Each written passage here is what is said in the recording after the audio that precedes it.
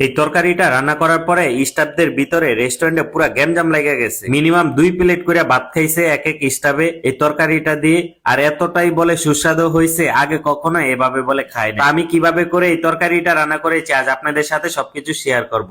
ফার্স্টে কড়াইয়ের ভিতরে চিরি চিরি করে আলু দিয়ে দিলাম, তারপরে পাতাকপি দিয়ে দিলাম, এখন দিয়ে দিচ্ছি কাঁচামরিচ, তারপরে টমেটো। আলু আর পাতাকপিটা একদম পাতলা পাতলা করে আপনারা চিরি চিরি করে কেটে নিবেন।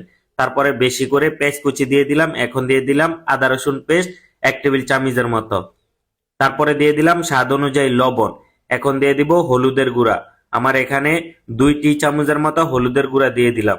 এখন দিয়ে দিলাম মরিচের গুঁড়া, 1 টি চামচের মতো মরিচের গুঁড়া দিয়ে দিলাম। তারপরে দিয়ে দিলাম জিরার গুঁড়া, তারপরে দিয়ে দিলাম ধনিয়ার গুঁড়া। জিরার গুঁড়াটা অবশ্যই একটু বেশি দিবেন। তারপরে দিয়ে দিলাম সয়াবিন তেল। তারপরে খুবই ভালো করে হাত দিয়ে মিক্স করে নিব। আর হাত দিয়ে মিক্স করলে আমার কাছে তরকারিটা খুবই লাগে, যেমন মজা হয়েছে অনেক, এরকম আর কি। তো হাত দিয়ে কে কে মিক্স করে রান্না করেন অবশ্যই কমেন্ট করে জানাতে পারেন। আর এই চিংড়ি মাছগুলো 100 টাকা করে কেজি আমাদের এখানে ডেকে ডেকে বিক্রি করে। রাত্রে 1 কেজি চিংড়ি মাছ কিনে রেখেছিলাম, দিনের বেলা খুবই সুন্দর করে রান্না করে নিয়েছি এই চিংড়ি মাছগুলো দিয়ে। আর চিংড়ি মাছগুলো খুবই ভালো করে ওয়াশ করে নিতে হয় ফার্স্টে। এই গুঁড়া গুঁড়া চিংড়ি মাছগুলো আপনাদের কোন কোন এলাকায় পাওয়া যায় অবশ্যই কমেন্ট করে জানাবেন। এই চিংড়ি মাছগুলো কিন্তু আমাদের এখানে 100 টাকা করে ডেকে ডেকে বিক্রি করে কেজি। তো এই চিংড়ি মাছ দিয়ে আজকে খুবই সুন্দর করে একদম শুকনা শুকনা করে রান্না করে নিচ্ছি।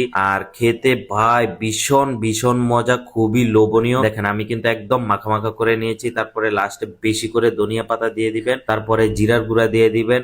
খেতে খুবই লোভনীয় লাগবে, এভাবে একবার রান্না করে খেয়ে দেখেন, আপনার মুখে লেগে থাকবে। আমাদের রেস্টুরেন্টের সকল স্টাফ খেয়ে খুবই প্রশংসা, কারণ রেস্টুরেন্টে কিন্তু সব সময় গুঁড়া মাছ দিয়ে রান্না করা হয় না। আমরা রেস্টুরেন্টে সবসময় একটু বড় মাছই খেয়ে থাকি, যাতে আমাদের এখানে ময়লা থাকে না, হ্যাঁ মাছ কোটার একটা ঝামেলা, সেই জন্য আর কি।